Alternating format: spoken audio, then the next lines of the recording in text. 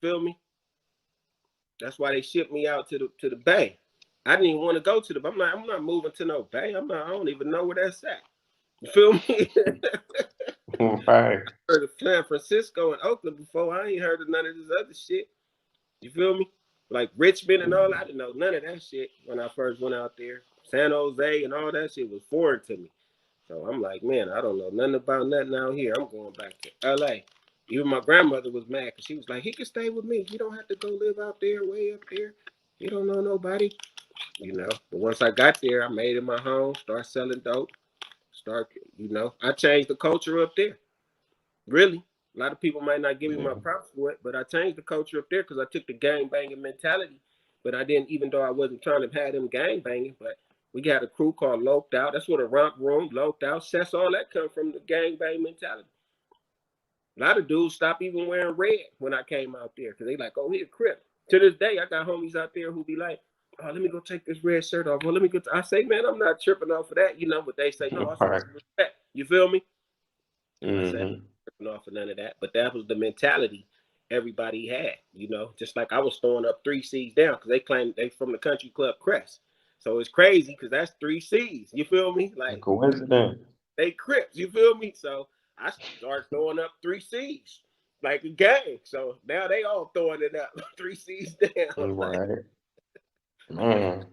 and then once me and Dre connected, once EB came and brung Dre, and he came home and he had the Too Hard song for the radio song with Studio Tone. That put him on the map. Kyrie heard it and he gave him a deal. I ended up going back. I moved back to LA. So in '89, I moved back to LA. So I was gone. But me and Mac Dre, we had the both of the females we messed with. Dre baby mama and her sister was my girlfriend, and he messed with her baby mama. So when I called and was Mm-hmm. talking to her, she was like, Dre got a record deal. I'm like, what? I said, I'm finna hit this nigga and see, you feel me? And so when I talked to Dre, he like, yeah, gotta get on. I'm signed with Kyrie. We got a deal. But back then, you thinking deal, you thinking $1 million. Right. Young all the way. With my homies, you feel me, trying to do my thing. I said, I'm going back to the bank. Nigga, Dre got a deal. Nigga. I'm out of here. Man.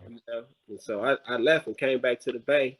And that's when he had the song. He had the Young Black Brother 12-inch album. So he released that with Kyrie. So his name started ringing more and more after that. And then we did a song called Come Take a Ride Through the Crest Side. And then we ended up doing California Livin, which California Livin was a song I wanted to do. And so I told Drake, come to the studio. We went to my homeboy Ken Harris studio in Rancho. My partner EB dropped us off. We went to that studio. We did the California Livin song. It was 2 verses. So it was originally my song. Took Mm. it back to the press. Man. Everybody heard it. They was like, man, that motherfucker dope. But we had the original flashlight sample. And we pulled up the Kilo House on Simonton Street, and they was in the car. They heard it on the tape, and Drake like, man, Cooley came on this, like this hard. And so when Kyrie heard it, Kyrie like, nigga, that's the next single.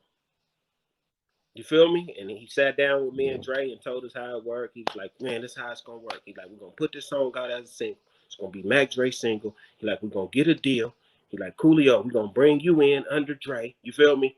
Like, I'm the youngster. I don't give a fuck. Shit, let's go. We talking. You feel me? Doing it. And lo and behold, it became a hot song in the Bay. Kyrie put it out, California Livin, and the people that's on the song That's is a me, classic. the Mac singing the hook. He got killed.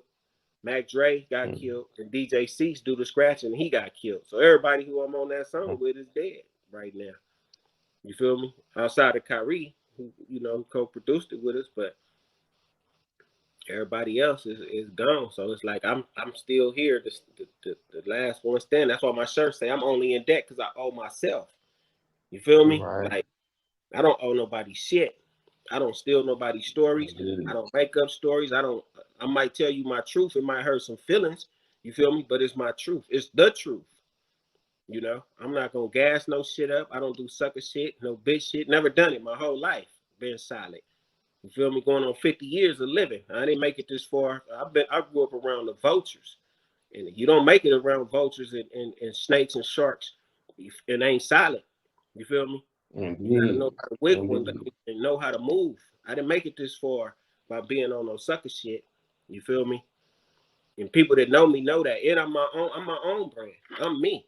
You feel me? Of course, I rep Mac Dre. I rep what we built all together. That's my brother. You feel me? But I don't live off of his name. His legacy is his legacy. My legacy is mine. You feel me? Yeah, But we go hand indeed. in hand with it. Indeed. Even if you saying Romp, Diaz, Caviar, Second Life, that's all us. We all created this. You feel Right. me? I'm not gonna take his name and take his glory and his shine because that's his legacy. You feel me? We let him be set in stone. You feel me? And we represent him and we hold him down. So when artists like Drake and Ice Cube and all them say something about Mac Dre, if they genuine, they gonna call me.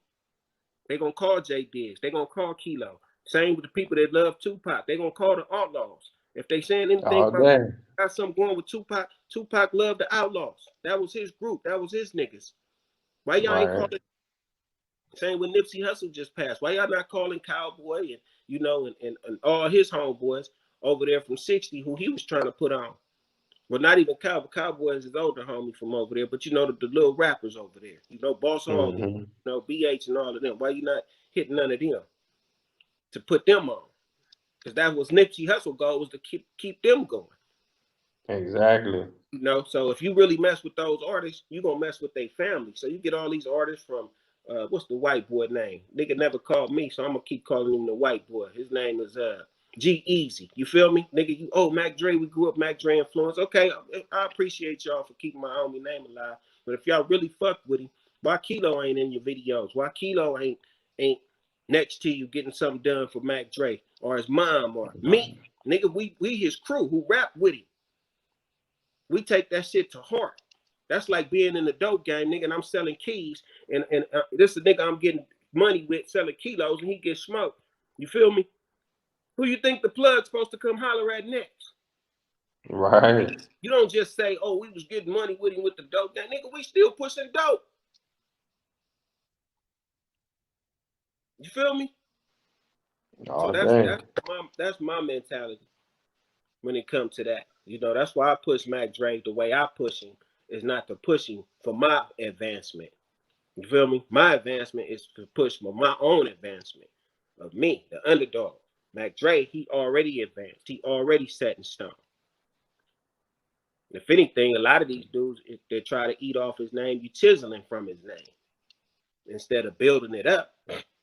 Right. But that's my real solid shit. Motherfuckers don't like that. Like you see my last post, I say, for the same reasons that niggas should love me, is the same reasons they hate me.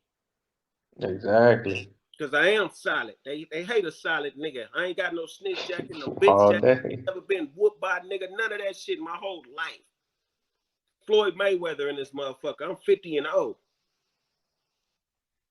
They still don't acknowledge a real nigga. You feel me?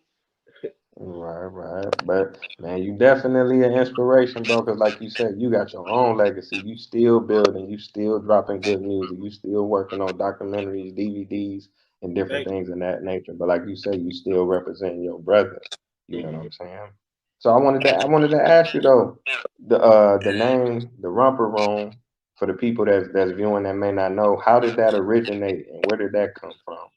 We got the ramp. We used to be, like I said, when I moved to Vallejo, we used to hang on Leonard Street in front of EB House. And Mm. next door really to EB House. And out there hustling and grinding. My partner Jamie '08, rest in peace. He used to see us all the time, and they had a show called the Romper Room Crew, Romper Room and Friends. I mean, and so at the end, Miss Nancy, she used to always take her magnifying glass and be like, "Oh, I see all the kids' names. Johnny, I see Sarah, I see whoop de whoop." And so he used to do that to us every day, fucking with us, like joking across the street.